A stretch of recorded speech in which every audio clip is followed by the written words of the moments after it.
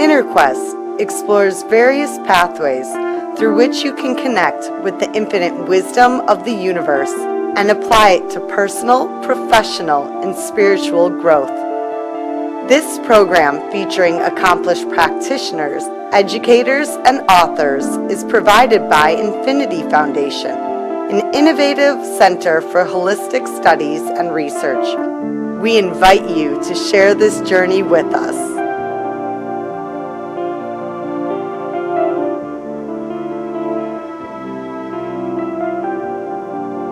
Or some sort of a signal. Hello, welcome to Inner Quest. My name is Jay Stone, your host for today, and our guest is Dr. Keren Vishny. Welcome, Dr. Vishny. Thank you. So nice to be here.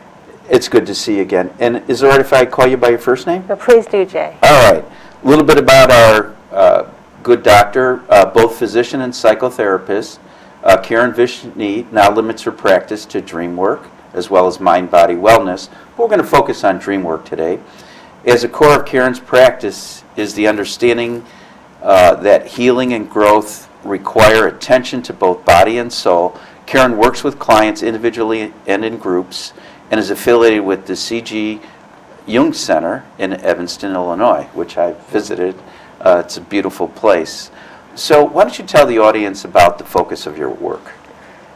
So, as you mentioned, Jay, I am both a physician and psychotherapist, and very early on I became interested in the ways in which emotional, physical, spiritual, and mental components were a big part of many illnesses and many symptoms of distress. And was this before you became a physician or shortly after you became one?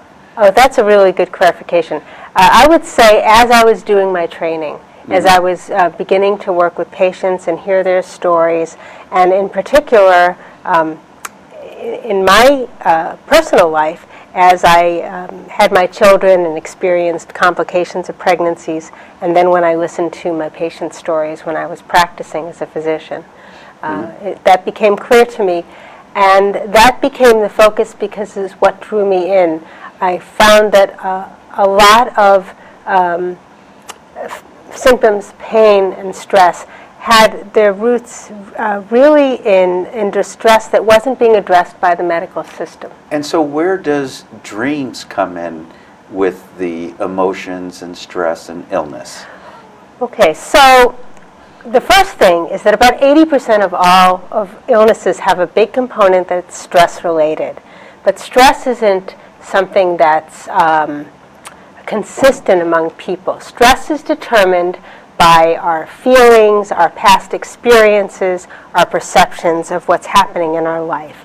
And dreams are one way to begin to work at the roots of our difficulty with stress, is to be able to see what our particular issues are, what we need to address. And it started with myself. During my first pregnancy, I was on bed rest for actually 9 weeks. I had been very busy as a resident, running around the hospital. And all of a sudden, I was confined to bed all day, and I had time to think and to dream and to really begin to go inside in a way that I hadn't. And my dreams during that time became very important to me because they seemed to be indicating issues that I needed to address, feelings that maybe I hadn't dealt with up till that time.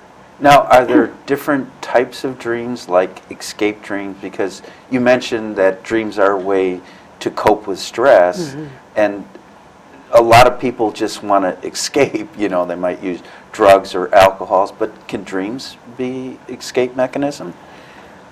Well, anything can be an escape mechanism, Jay. And I think we have to differentiate between what the dream process is and what we do with the dream. Okay. So, you know, even when we're awake, we tell lots of stories to try to explain what's happening out in the world that we really may not have a basis for. Dreams can be the same way. We can have a story about a dream that actually isn't in the imagery itself. So what we really want to do with dreams so that they're not an escape is to look at the feeling component of the dreams. So are you looking at the feeling component of the person in the dream or the feeling component of the person that has the dream, or both?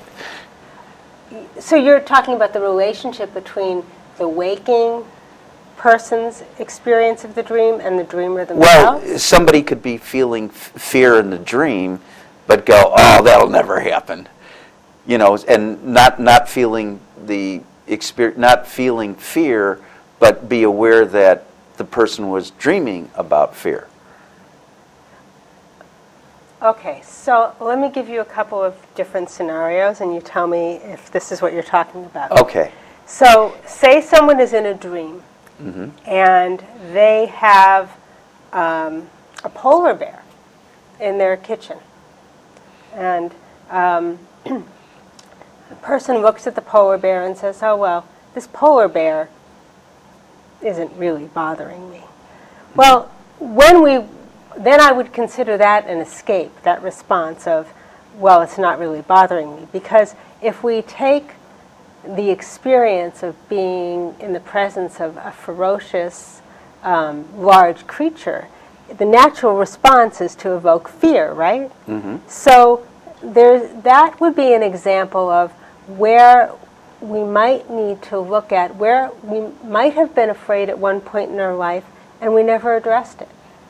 And so the dream gives us a chance to say, by saying, look, hey, there are these things you may have experienced or may even be experiencing now that are important. So let's take a look at it, because it takes a lot of psychic energy to shut down those types of circuits and to really escape from our feelings. And so it serves us to be able to look at it in a healthy way. Okay. Now, are like daydreams and nighttime dreams one and the same? Well, that's a really good question. I think for some people at some points in their life, the process of dreaming during the day could be the same as night. But what's really important is to make a distinction between fantasy, where you say, oh, I have this daydream that I've won the lottery and I have $1 million and I'm going to take it to buy a really big house and to take a month and spend on Hawaii. That's a fantasy, meaning that the person who has that dream has a reason they want it. They're looking for rest. They're looking for something in their life to be different. So that wouldn't be the same as as a nighttime dream. Okay. So imagination is something that can happen also during the day, but it doesn't have that component of, I need to get this done because then my life will be better, or it's... And do you have physicians now referring patients to you? Do I have? Yes, I do occasionally. In particular, people who have end-of-life issues may want to work with their dreams more intensively. A lot of symptoms, pain symptoms, can have as their root distress that comes from our emotional and our spiritual life. There's a wonderful line by poet Emily Dickinson. Narcotics cannot still the tooth that nibbles at the soul. So I think that's really relevant to where we are in our society right now. We spend a lot of energy trying to always feel good, and we have a view sometimes that any kind of sadness or pain is a bad thing, when actually those sorts of feelings can be a really important guidance for us. And when we numb them, we may wind up, we may not be able to really follow our own inner wisdom. And so these patients that come to you with end-of-life issues, how are you able to help them? Do they already have their dreams? since you are such a specialist, or do you just help them discover the dreams they're having but may not even be aware of it? Well, a lot of times people will come and say, I really don't dream that much. And I'll say, okay, well, that's all right. Whatever you do remember, just write it down in the morning. And most of the time, all of a sudden, those people start to dream. And I'll say, I don't understand it. I never used to dream, but now that you've mentioned it, I'm remembering things. Everybody dreams. Whether we remember them or not, most people have on average, 3 or 4 REM cycles a night. And REM is rapid eye movement sleep, and it's the time when the brain is very active, even though our body is not active. And most of our dreams occur during that time of night. Mm-hmm. So now, when people meditate, they also go into the REM state, yeah. or alpha state, Yeah. the relaxed, wakeful state. Do people that practice meditation, are they more likely to have dreams or connect? Well, I think whenever we attend to our inner world, whether it's through meditation or meditative body experiences like yoga or qigong, we're more likely to have an active dream life. Okay.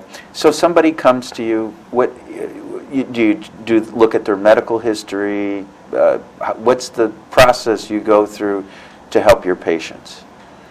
The process would be someone would come in and we would talk. Mm-hmm. I would ask them for some basic information about their health and wellness so that I have an idea of what the struggles might be. And we would talk for a little bit, and I would also lay out kind of how I work, which is we always begin with meditation. Mm-hmm. Meditation can be just 5 minutes. I wish I would have known that, or we could have meditated before the show. We could have. Would have helped. And asked the crew to join us. Right. It makes a big difference because one of the most important tools that we all have, and meditation has taught us this, is the capacity to be present with what is in the moment, to not be back in the past with memories, to not be in the future, but to be present. And so when we have our attention focused in the present, then it's easier to really be aware of our feelings, of our body, and when we work with dreams, then we're more able to really open to the imagery and the imagination that the dream wants us to pay attention to. Well, I'm familiar with Carl Jung, who Yeah. Was he the first person that really made the analysis of dream interpretation famous, or Freud? You want to weigh in on that? Or? Yeah, I'd like to say something about that. In our culture, I would say that Freud and Jung were really important for helping us rediscover the power of dreams. But dreams have been a part of cultures since the beginning of time. If you look back in the Bible, you have 2 very prolific dreamers. You have Jacob, who was a dreamer, and you have Joseph. And in fact, they have very different approaches to dreaming. If you look at Native American cultures or any kind of Aboriginal culture, dreams have always been important, and we've used them in different ways depending on the cultural needs. So they didn't invent them, but they did reopen the world of dreams to many of us. Okay. And I guess what I was looking or wanted to ask is, Carl Jung, I actually share an office with a social worker, and she's got like a sandbox, Yeah. Do you use any tools like that, like art therapy or play therapy, etc.? Yes. And a few tools. First of all, I'm very familiar with sand play, and sometimes we'll ask a client to image their dream in the sand. I don't do that at the moment, but that is one way to begin to access the dreams. Art. I have clients who are artists who will draw dream images and bring them in. And the other thing that we do a lot, Jay, is that we'll actually enact a piece of the dream in the office. So Like drama therapy? Yeah, a little Okay. bit, because when you do that, and when you use your voice the way your voice is in the dream, and you make the movements, all of a sudden we're able to become much more connected to whatever feelings we're having in the dream. And we learn to also to be able to witness ourselves. By all of these modalities allow us not just to experience something, but to be able to be aware that we're experiencing it in a different way. Now, do you think working with dreams in a group is a good idea? I mean, I know it's just you and you've only discussed you and a client. What Yeah. about a group? Let's say a family or you know, a support group. Well, there are lots of ways to use dreams in groups. And one of the most powerful and the simplest is just to tell the dream. I strongly suggest that when people tell their dream that they ask whoever is listening not to comment, no analyzing judgment, no analyzing, judging, or advising. Simply the process of telling the dream and hearing yourself tell the dream is very powerful. And that's one way dreams can be used in groups. And then when you, privately, are you not making any judgment or analyzing or interpreting? So there are things that we look for, but it's different than a Freudian interpretation. What we really want is for the dreamer to experience the dream and to attune to those elements that we would say are closest to their essence. As you look at the dream, and we look at it more as a dreamscape than as a story, there are times or places in the dream where we're closer to figures that might be very healing, to energies that enliven us. And there are other times where we're with figures or we're involved in actions that really shut us down. So you might have someone who's in a room with a banquet of food, but what they're doing is picking up the crumbs on the floor. Okay. So when that person is picking up the crumbs on the floor, I would say they're further away from their essence. And so one of the things we do is when we go back into the imagery, we look at how is it that the dreamer could possibly partake of these more enlivening energies in the dream. Okay. So is there a purpose to dreams? There are lots of purposes of dreams. Okay. To say a purpose of dream is like to say, what's the purpose of language? We share the capacity to dream with animals. So we know that mammals dream. We know that birds use dreams to rehearse their songs. Yeah, I've heard it said, like, the dog's having a dog dream or a cat dream. They do. Well, cats, they've actually done studies that show that a cat will stalk prey in their dreams. Rats will rerun their time through mazes, anticipating what they might do. But just as language is more sophisticated in humans than in animals, we have additional functions. Dreams are a source of inspiration and creativity. Dreams are a wonderful way for us to process difficult emotions. And we know this even from scientific studies, that couples who have been divorced, who are able to process the difficulties of the marriage through their dreams, are healthier a year later and have less depression. Dreams are also a wonderful source for spiritual connection. And have you found that true in your personal practice? I mean, Absolutely. in your practice? Yes. So I would say for me, you know, a lot of focus on feeling more deeply, feeling connected, recognizing the places when I may be reacting instead of responding to situations, figures in dreams that give us a sense of awe and wonder and love, that really can be a touchstone for us at different times in our lives. So if we're dreaming like possibly three times a night, and it takes a lot of work to get the purpose and information from a dream. I mean, you could spend your life, instead of eating and working, just going through the dreams. Well, more is not necessarily better, and that's one of the first things I talk with clients about. You don't have to remember every dream. You don't have to write everything about it. Simply capture the images as they appear in the morning. If something wakes you up, fine. And because dreams are, I'll use the word holographic, meaning that every dream will contain elements of everything else. You don't have to work everything. And some people would say that, you could work one dream, for your whole life. That's an exaggeration, but you can work with a small amount of material. And do you work with children too? I don't. And does the dreams, I'd assume they would differ for a child versus an adult versus a more older adult? Well, from what I understand, the child's dreams don't reach kind of adult form until about age 12. Not being an expert on child's dreams, I think there may be other contributions to a child's dream in terms of what's most important for them. As we age, our dreams tend to get simpler, not more complicated. Okay.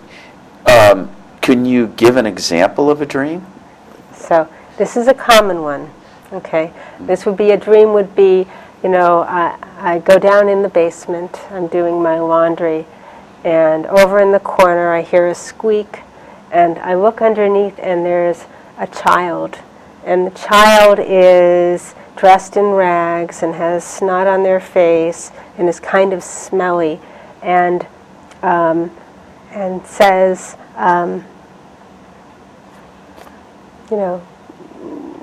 play with me. And the dreamer says, you don't belong here. You have to leave. And makes the child leave the house. Okay, so that's a pretty common dream towards the beginning of work. And the way one works with it is looking at that source of life and vitality that many of us have ignored or pushed to the side or covered over in our busy life, in our busy adult life. And so the work would be to begin to look at how we could get closer to that child and really explore what comes up when we think about anything from strong feeling to playfulness, the things that are kind of messy and disturb our regular life. And so if you were working that in the office, you could be the little child talking to the dreamer or vice versa? What you would do is you would just say, okay, well, imagine that child is there. Okay, so let's move a little closer. What is it like to see this child? And you let the dreamer experience it and begin to understand all the complex feelings that come up when they approach it. Everyone is different. There isn't one formula. But for example, if it were my dream, it might be, oh, well, I'm just uncomfortable at the beginning. She's dirty and she makes a lot of noise. And in my house growing up, that it wasn't really allowed to be emotional or to throw tantrums. So the child who would do that was really a threat to me. So then you begin to move closer, begin to look at the child. Can you get closer? What is it like for you to allow the child to stay? You wouldn't necessarily ask them to be the child. You wouldn't ask them to take care of the child, because actually, as we work with the dreams, we become closer to the child than to our adult identity, oftentimes. Now, I know you're married with children. Yeah. Would you want your children to tell you your dreams? Is it good for a parent to know their child's dream or their spouse's dream? Well, it's wonderful if spouses can share dreams without judgment and criticism, or using them as ammunition for whatever point of view we have about our spouse. Yeah. It's a wonderful way to get closer and to really know each other in a different way. With children, the telling of dreams, same principle. Sometimes children don't want to share their dreams, and that's also okay. And who were some of the influences on your dream work? So I've worked with two really good teachers in my life on dreams. One is a Jungian analyst named Marion Woodman, Marion Woodman was very well known for her work with feminine psychology and with spiritual roots of addiction. But what she really taught me about was, first of all, the importance of working with the dreams in the body, and the power of image. You know, I sometimes say that what Marion taught me was how to appreciate the language of poetry. And the language of poetry is really, for me, one of the most important keys into dreams. And then the second big influence... I want to ask you something. Yeah. You said it's important to work with the dream within the body? Yes. How does one do that besides connecting with feelings? Well, as I said, acting them out. So gestures Okay. are one way of working with them. Okay. So we're talking about really feeling the energies in the dream in one's body. Well, So- I think that would Yeah. be very valuable for someone who's has a physical illness. Absolutely. In fact, one of the exercises Marion taught me is something called symbol in the body, where you actually would imagine working with the image in your dreams and kind of bringing it into your body in meditation, which is really what we do with guided imagery, but isn't it better to use one's own images than something just got out of a book? Yeah, So absolutely. Our own images are a wonderful source of healing, and actually Marion Woodman had a dream that said, put your images in your body, and she worked with them with her own illnesses. She had, problems with her kidneys for many years, and the imagery from her dreams helped her. And so that's a really good point. Thank you for bringing that in. And you were going to mention your Yes. second influence. Roger Kamenetz, who is a poet. Most people know him because he wrote the book The Jew and the Lotus. Okay. He is an extraordinarily gifted dream teacher, and I've been working with him for the last 5 years. So you actually get to meet him, and In fact, I'm going down to do some programming with him in New Orleans in a couple of weeks. We're doing a public program called the Dream Caravan, where we'll be giving talks and also workshops on dreams. well, we have 2 minutes left. Do you want Yeah. to say a few minutes? A caravan, so you I- travel and. No, the Dream Caravan is a public program in New Orleans where we will be giving talks on dreams, giving free sessions of dream work for people who come to the program. And it should be a wonderful day for anyone who's in New Orleans on December 4th. Okay. So we're running out of time. Yeah. I'll just throw this out there.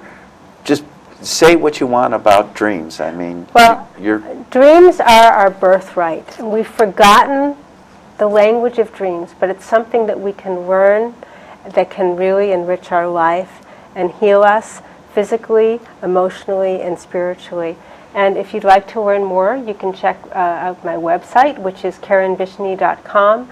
And also, The Natural Dream is another website, thenaturaldream.com. And thank you for your interest.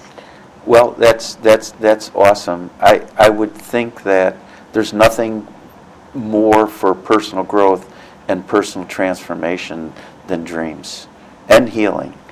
So thank you so much. For more information about Dr. Keren Vishny, Infinity Foundation, the Inner Quest Talk Show, stay tuned to the credits at the end. Until next time, wish you good health, good spirits, and I'm going to add this, good dreams. Thank you. Thank Thanks. you, Keren.